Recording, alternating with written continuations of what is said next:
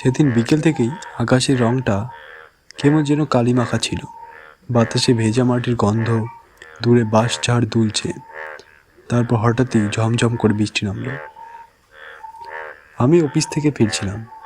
গ্রাম্য কাঁচা রাস্তা, চারিদিকে শুধু জল আর কাদা। হাতে একটা কালো ছাতা। ছাতাটা খুলতেই মনে হলো যেন বাইরের পৃথিবী থেকে আলাদা হয়ে গেলাম।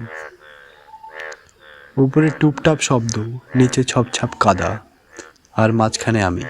রাস্তার মোড়ে একটা পুরনো বটগাছ আছে। সবাই বলে বর্ষার রাতে ওদিকটা এড়িয়ে চলতে, কিন্তু সেদিন অন্য রাস্তা ডুবে ছিল, তাই বাধ্য হয়েই সেই পথে হাঁটছিলাম। হঠাৎ মনে হলো কেউ আমার পেছনে হাঁটছে। আমি থামলাম, শব্দও থামলো। আবার হাঁটা শুরু করলাম, আবার সেই শব্দ।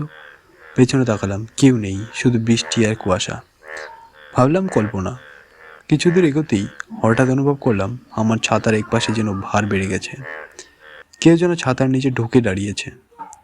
আমি ধীরে ধীরে চোখ নামিয়ে দেখলাম ছাতার ডান দিকটা একটু নিচু হয়ে আছে।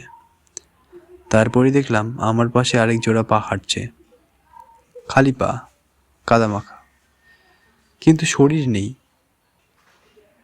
আমার নিঃশ্বাস বন্ধ হয়ে আসছিল। আমি ছাতা সরিয়ে এক লাফে সরে দাঁড়ালাম। কিন্তু অদ্ভুত ব্যাপার, বৃষ্টি আমার গায়ে পড়ছে, অথচ ঠিক আমার পাশেই শুকনো একটা অংশ রয়ে গেছে, যেন কেউ এখনো ছাতার নিচে দাঁড়িয়ে আছে। হঠাৎ কানের কাছে একটা মেয়েলি কণ্ঠ, ছাতাটা একটু ধরবে, আমি একা একা হাঁটতে ভয় পাই। আমি ঘুরে দাঁড়ালাম। বৃষ্টির পর্দার মধ্যে একটা মেয়ের অবয়ব দাঁড়িয়ে, জামা গায়ে লেপ্টে আছে, চুল মুখ ঢেকে রেখেছে।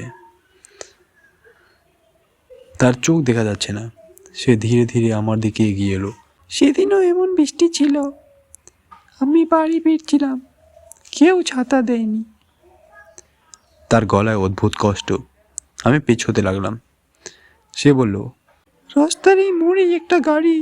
ঠিক তখনই কর কর করে একটা বাজ পড়ল। মুহূর্তের জন্য তার মুখ আলোকিত হলো। তার গলার নিচে কালচে দাগ, মুখের এক পাশে থেতলানো, চোখ দুটো ফাঁকা।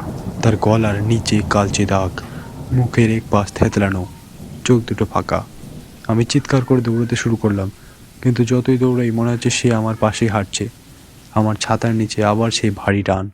সে ফিস করে বলছে, একটু ধীরে হাঁটো, আমি পিছিয়ে পড়ছি। আমি হোঁচট খেয়ে পড়ে গেলাম কাদায়। ছাতা হাত থেকে ছিটকে পড়ল।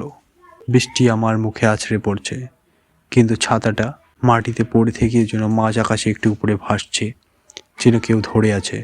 তারপর ধীরে ধীরে ছাতাটা আমার দিকে এগিয়ে এলো, আর সেই কণ্ঠ, এখন তুমি ভিজছ, কেমন লাগছে? আমি জ্ঞান হারিয়ে সেখানেই পড়ে গেলাম। পরদিন সকালে গ্রামবাসীরা আমাকে বটগাছের নিচে পড়ে থাকতে দেখে আমাকে উদ্ধার করে।